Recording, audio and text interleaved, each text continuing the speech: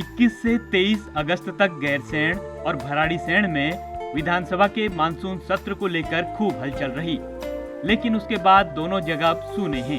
उत्तराखंड की स्थायी राजधानी गैरसैंण में सिक्के के दो पहलू देखने को नजर आते हैं।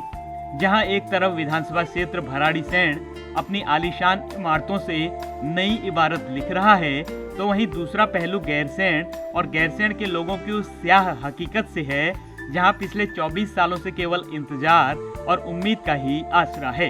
हम तो सोचते थे कि यहाँ डेवलप होगा, लेकिन डेवलप के नाम पे कुछ हुआ नहीं है। ये पिछले साल भी त्रिवेंद्र रावत जी ने 25,000 करोड़ की घोषणा की थी गैरसैंण विकास के लिए, लेकिन उसमें 1 रुपये खर्च नहीं होगा। एक होता ना सर, बारात होती है तो मतलब जितना बाहर से दिखावट होता है तो अंदर कुछ और होती है बात है।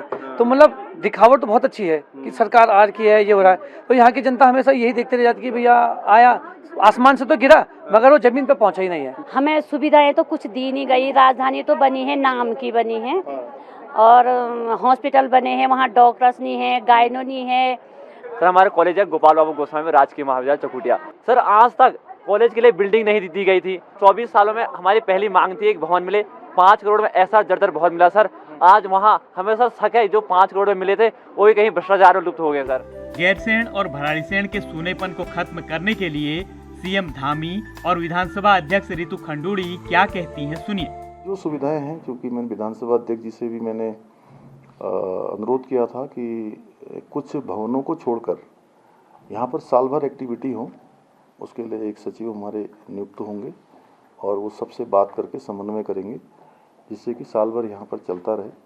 क्योंकि इतना बड़ा भवन यहाँ बन चुका है, इतना बड़ा इस्टेब्लिशमेंट है, ये अगर साल भर खाली रहेगा तो इसका मेंटेनेंस भी बहुत बड़ा है।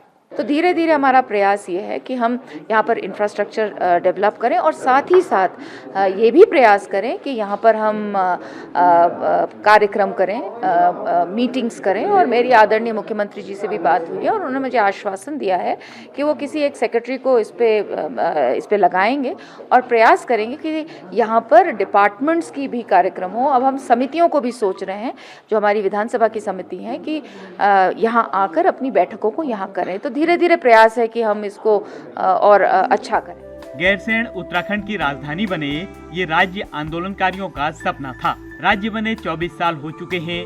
अगर प्रस्तावित राजधानी का ये हाल है तो सरकार को गंभीरता से सोचने की जरूरत है। ईटीवी भारत के लिए गैरसैंण से धीरज सजवाण की रिपोर्ट।